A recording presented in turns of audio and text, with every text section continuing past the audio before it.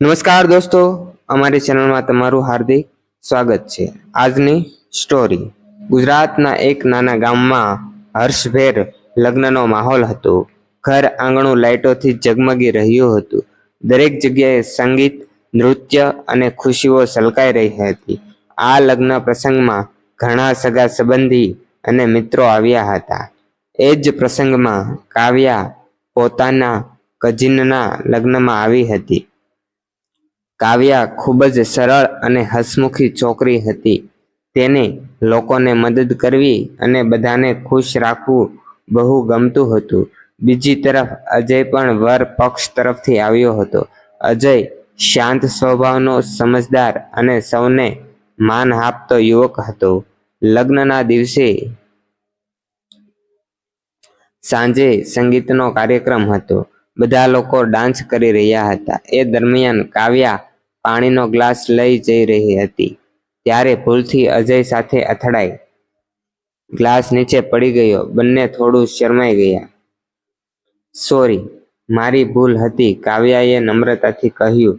અજય હસીને બોલ્યો, કોઈ વાત નહીં, આ તો લગ્નની મસ્તીમાં થાય જ। આ નાની મુલાકાતથી બંને વચ્ચે વાતચીત શરૂ થઈ। પછી તેઓ સાથે બેસીને સંગીતનો કાર્યક્રમ જોવા લાગ્યા। વાતોમાં ખબર જ પડી કે બંનેને સંગીત અને પ્રવાસ બહુ ગમે છે। બંનેને વાત કરતા લાગ્યું કે જાણે તેઓ ઘણા વર્ષોથી એકબીજાને ઓળખે છે। બીજા દિવસે હલ્દી અને મહેંદીનો કાર્યક્રમ હતો। કાવ્યા અને અજય ફરી મળ્યા। તેઓ સાથે મળીને મહેમાનોની વ્યવસ્થા કરવામાં મદદ કરવા લાગ્યા। કામ કરતા કરતા બંને વચ્ચે મિત્રતા વધારે ગાઢ થતી ગઈ। લગ્નના દિવસે જ્યારે બારાત આવી ત્યારે બધાએ ખૂબ આનંદથી નૃત્ય કર્યું। કાવ્યા અને અજય પણ સાથે ડાન્સ કરવા લાગ્યા। તે ક્ષણે બંનેના દિલમાં એક ખાસ લાગણી જન્મી હતી।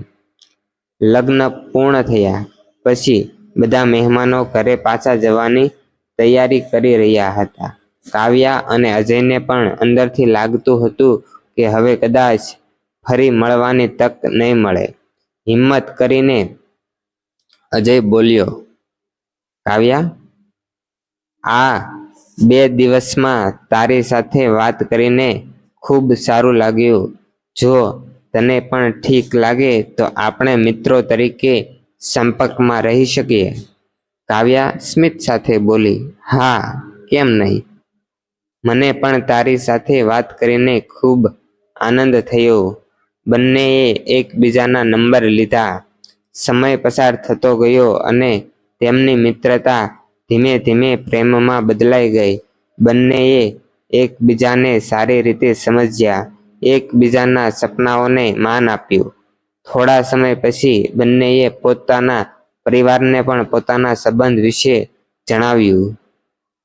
પરિવારના પણ તેમની સમજદારી અને સચ્ચાઈ ગમી ગઈ। આખરે બંને પરિવારની સહમતિથી કાવ્યા અને અજયના લગ્ન નક્કી થયા। જે લગ્ન પ્રસંગમાં તેઓ પહેલી વાર મળ્યા હતા એ જ ખુશીઓ અને પ્રેમ સાથે થોડા સમય પછી તેઓ પોતે પણ લગ્નમાં બંધાઈ ગયા।